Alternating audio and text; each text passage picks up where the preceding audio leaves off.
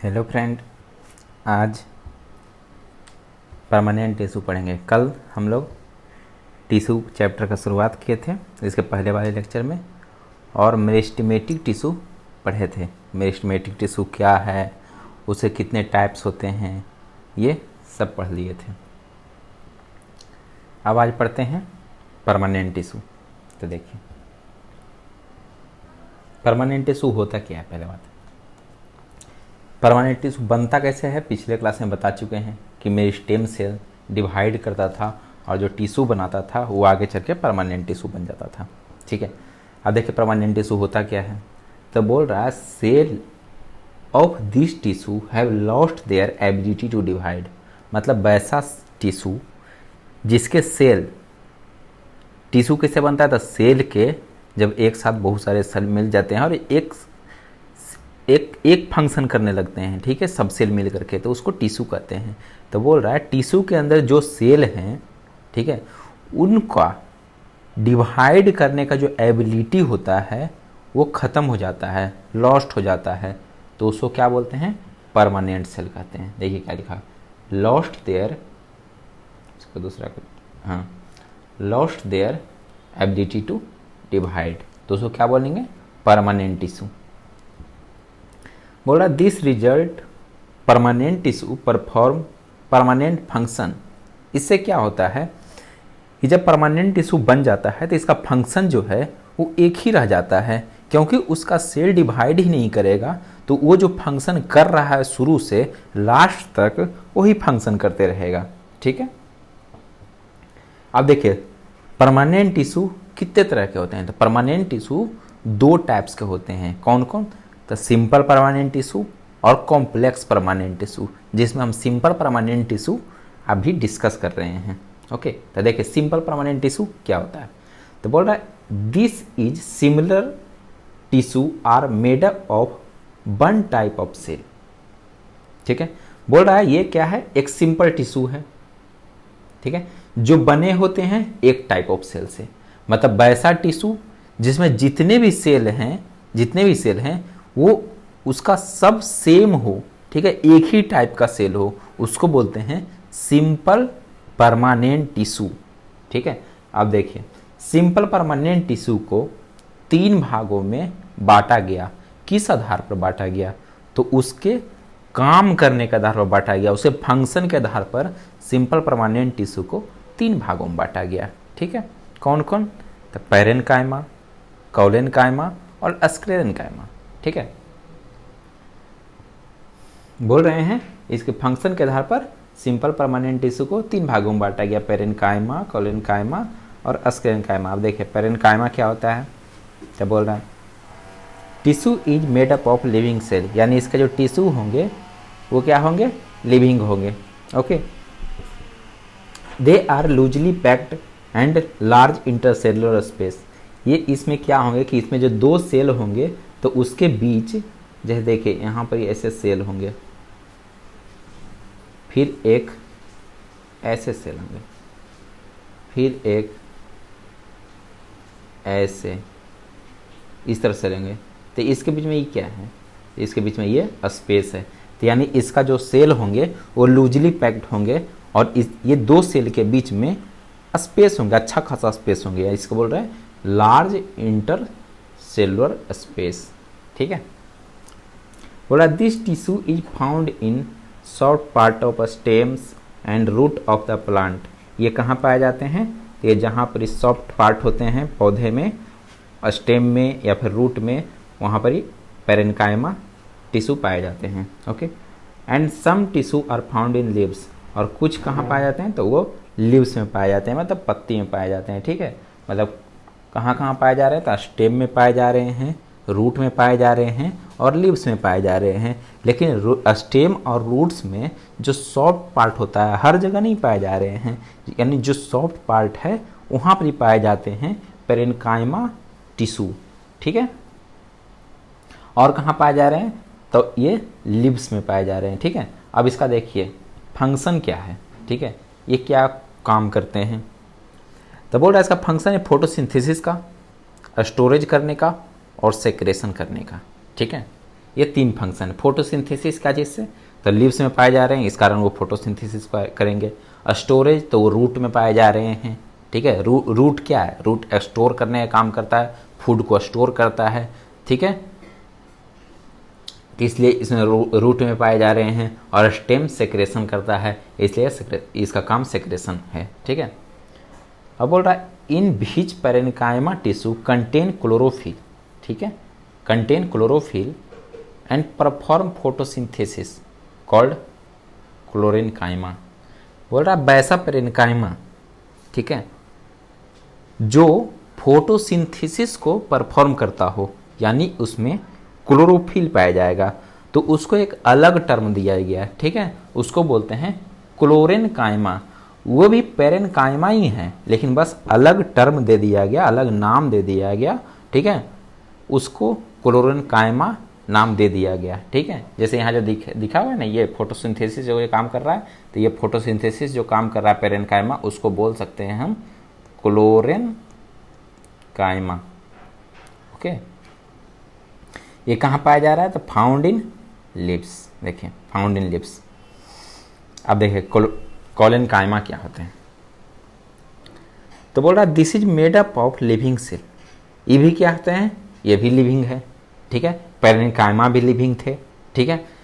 बोल रहा है cell are elongated which are thickened at the corner due to deposition of cellulose and pectin. ये क्या बोल रहा है कि ये सेल जो हैं क्लोरेन्काइमा सेल हैं जो इलोंगेटेड होते हैं, ठीक है, और इसके कॉर्नर क्या होते हैं, थिक होते हैं, मतलब थोड़ा ज़्यादा कॉर्नर मोटे होते हैं, ठीक है। क्यों मोटे होते हैं, क्योंकि इसके जो कॉर्नर पे सेलुलोज और पेक्टिन्स का लेयर पाए जाते हैं, इस कारण उसका जो थिकनेस है कॉर्नर पे बढ़ जाता है। मतलब इस तरह से मान ला कि इस तरह से सेल है, ठीक है, तो ये जो कॉर्नर है यहाँ पर थिक हो जाएंगे, यहाँ पर थिक हो जाएंगे, ठीक है, यहाँ पर थिक हो जाएंगे, यहाँ थिक हो जाएंगे, यहाँ थिक हो जाएंगे, ठीक है। ये जितना भी कॉर्नर है यहाँ पर थिक हो जाएंगे। क्यों थिक हुए, तो यहाँ पर पाया जा रहा है सेलुलोज एंड पेक्टिन्स, इस कारण से इसका जो कॉर्नर है वो थिक हो जाता है, ठीक है। बोला they are very little intercellular space, यानी इसके जो 2 सेल रहेंगे, जैसे ये कोई 2 सेल हैं, ये जो 2 सेल हैं, ये एक ऐसे हो जाएगा सेल, अब देखिए, फिर एक ऐसे हो जाएगा सेल, अब देखिए, इसके बीच में कहीं भी स्पेस है, नहीं है, यानी अब्सेंट होगा स्पेस क्लोरेन्काइमा में। यदि होगा भी स्पेस तो बहुत कम होगा, ठीक है, इसलिए बोल रहा है कि वेरी लिटिल इंटरसेलुलर स्पेस। पर हम पैरेन्काइमा में क्या देखे, पैरेन्काइमा में लार्ज इंटरसेलुलर स्पेस था, उसका जो सेल था वो लूजली पैक्ड था, ठीक है। अब देखिए आगे क्या कर रहा है, some chloroplast present in the cell of this tissue and इसके क्लोरेन्काइमा के जो टिश्यू हैं उसमें कुछ क्या पाए जाएंगे, तो क्लोरोप्लास्ट पाए जाएंगे, okay. This tissue found in outer protective layer of the stems and leaves, some tissue found in leaf, okay. इसका मतलब क्या बोल रहा है, इसका मतलब ये बोल रहा है कि जो कहाँ पर ही पाए जाते हैं क्लोरेन्काइमा, ठीक है, तो कहाँ पाए जाते हैं, तो ये स्टेम एंड लीव्स के आउटर प्रोटेक्टिव लेयर में पाए जाते हैं, ठीक है। यानी जब ऐसा बोल देगा आउटर प्रोटेक्टिव लेयर में पाए जाते हैं, तो इसका मतलब पहली जान लें कि ये मैकेनिकल सपोर्ट करेगा, ठीक है। अब बाहरी रूप में पाया जा रहा है, बाहर की तरफ पाया जा रहा है, इसका मतलब ये प्रोटेक्शन का काम करेगा। और यदि लीव्स में पाया जा रहा है, ठीक है, या लीफ में पाया जा रहा है, तो हम सीधी जान लेंगे पक्का उसका काम क्या होगा, फोटोसिंथेसिस का होगा, ठीक है। लीव्स और करता क्या है, ट्री में फोटोसिंथेसिस का काम करता है। यदि कोई भी टिश्यू लीव्स में पाया जाएगा वो फोटोसिंथेसिस परफॉर्म करेगा, ठीक है। यदि कोई भी टिश्यू बाहरी रूप में पाया जा रहा है, बाहर से पाया जा रहा है, तो उसका सिंपल है कि फंक्शन मैकेनिकल सपोर्ट ही करता है, ठीक है। अब देखिए इसका फंक्शन, तो फंक्शन क्या है, लिखा हुआ है mechanical support to the growing part of the plant, जहां स्टेम बढ़ रहा है वहां पर क्या करता है, मैकेनिकल सपोर्ट करता है। And provide flexibility and tensile strength, और क्या करता है, तो ये फ्लेक्सिबिलिटी लाता है, ठीक है, और टेंसाइल स्ट्रेंथ लाता है, मतलब फ्लेक्सिबल बनाता है, ठीक है, स्टेम्स को। ये इसका फंक्शन हो गया। अब देखिए, अब अंतिम क्या पढ़ना है, तो स्क्लेरेन कायमा, ठीक है, पेरेन्काइमा पढ़ लिए, कोलेन कायमा पढ़ लिए, ठीक है, और एक चीज़ और पढ़े, क्लोरेन कायमा। क्लोरेन कायमा बता चुके हैं कि ऐसा पेरेन्काइमा जो फोटोसिंथेसिस को परफॉर्म करता है उसको बोलते हैं क्लोरेन कायमा, ठीक है। ये कहाँ पाए जाते हैं, तो ये लिप्स में पाए जाते हैं, ओके। अब देखिए अंतिम पढ़ते हैं स्क्लेरेन कायमा। तो देखिए, this tissue made up of dead cell, ये पहला ऐसा टिश्यू आया जो क्या था, डेड सेल था। पेरेन्काइमा भी लिविंग सेल था, ठीक है, कोलेनकाइमा भी लिविंग सेल था, लेकिन स्क्लेरेनकाइमा में क्या है, तो डेड सेल है, ठीक है। बोला this tissue are long, narrow and thick cell, ये क्या होते हैं, लॉन्ग होते हैं, नैरो होते हैं और थिक होते हैं, मतलब थोड़ा मोटे होते हैं, ठीक है। अब बोला thickness of cell is due to deposition of lignin. अब इसके थिकनेस जो थिक है, ठीक है, थिकनिंग का जो थिकनेस का जो रीजन है वो क्या है, तो वो लिग्निन है, ठीक है। लिग्निन क्या है, तो वाटर प्रूफ मटेरियल है, ओके। बोला this tissue are responsible for hardening of walls, ठीक है। ये टिश्यू का काम क्या होगा, तो इस टिश्यू रिस्पॉन्सिबल क्या चीज़ के लिए होगा, तो कोई भी जो बाल्स होता है उसको हार्ड करने के लिए, ठीक है। इंटरसेलुलर स्पेस आर एब्सेंट, देखिए इसमें सीधा बोल दिया कि यदि इस तरह से सेल है, एकदम ऐसे रहेगा, एकदम ऐसे रहेगा, ऐसे ऐसे,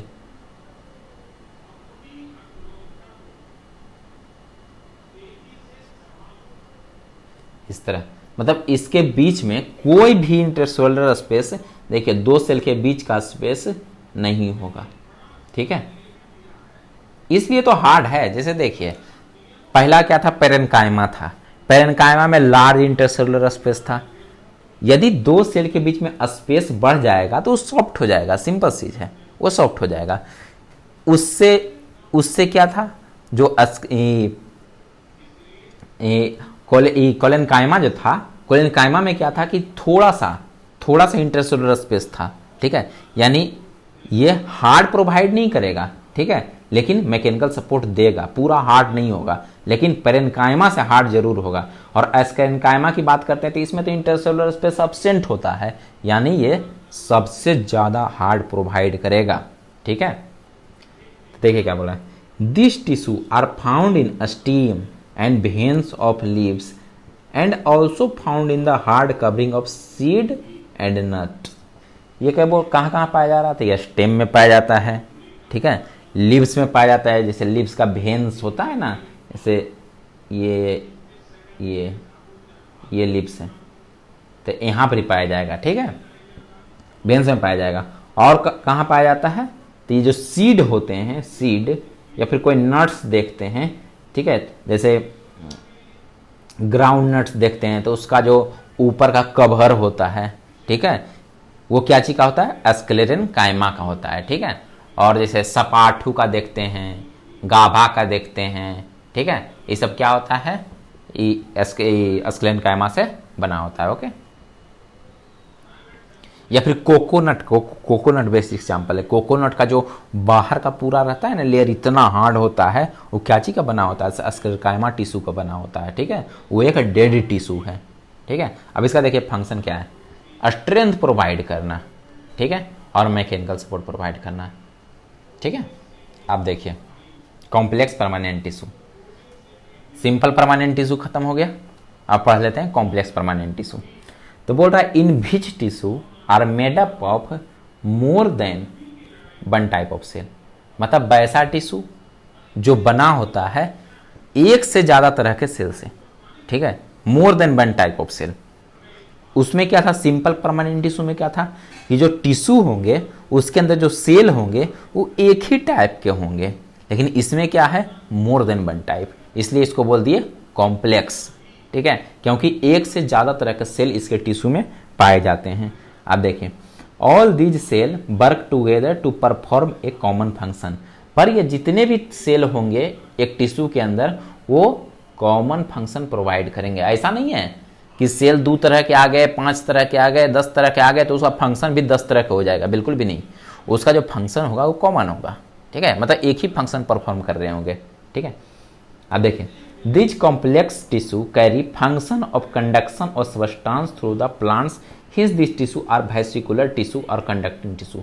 बोल रहा है ये कॉम्प्लेक्स परमानेंट टिश्यू क्या करता है, इसका जो फंक्शन है वो कंडक्शन करता है, ठीक है, सब्सटेंस को इधर उधर भेजता है प्लांट में, सब डायरेक्शन में, सारा चीज़ का जो मूवमेंट है यानी ट्रांसपोर्ट कर रहा है वो यही चीज कर रहा है कॉम्प्लेक्स परमानेंट टिश्यू। इसलिए इसको वेसिकुलर टिश्यू या फिर कंडक्टिंग टिश्यू भी कहते हैं, ठीक है। अब देखिए, बोला these are 2 types of complex permanent tissue, ठीक है। कॉम्प्लेक्स परमानेंट टिश्यू कितना तरह का होता है, तो 2 तरह का होता है। कौन कौन, तो जाइलम होता है और फ्लोएम होता है, ठीक है। देखिए जाइलम फ्लोएम किसको किसको कहते हैं, बोल रहा जाइलम क्या करता है, तो जाइलम का काम है, ये जाइलम क्या है, कंडक्टिंग टिश्यू है जो वाटर एंड मिनरल्स को, वाटर और मिनरल्स को, वाटर कहाँ से आते हैं, तो रूट से आते हैं, मिनरल्स कहाँ से आते हैं, तो वो भी रूट से आते हैं। तो वाटर और मिनरल को रूट से स्टेम और लीव्स की ओर भेजता है, ठीक है, ये जाइलम, ठीक है। अब देखिए फ्लोएम क्या करेगा, तो फ्लोएम क्या करेगा, फूड को भेजेगा सब जगह, ठीक है, प्लांट के हर जगह में भेजेगा फूड को। तो कहाँ से आएंगे फूड, तो फूड कौन बना रहे हैं, लीव्स बना रहे हैं, यानी लीव्स से other part of the plant की ओर भेजेगा फ्लोएम, ठीक है। पर जाइलम क्या भेज रहा है, तो वाटर भेज रहा है, मिनरल्स भेज रहा है सब जगह, ठीक है, स्टेम में भेजेगा, लीव्स में भेजेगा, ठीक है। अब उसका यूज करेगा लीव्स और फोटोसिंथेसिस से अपना फूड मटेरियल तैयार करेगा, ग्लूकोज तैयार करेगा, ठीक है। ये इस तरह से जाइलम फ्लोएम फंक्शन करता है, ओके। और कोई डाउट होगा तो आप कमेंट सेक्शन में डाल दीजिएगा, ठीक है, हम बता देंगे फिर से। चलिए, थैंक यू।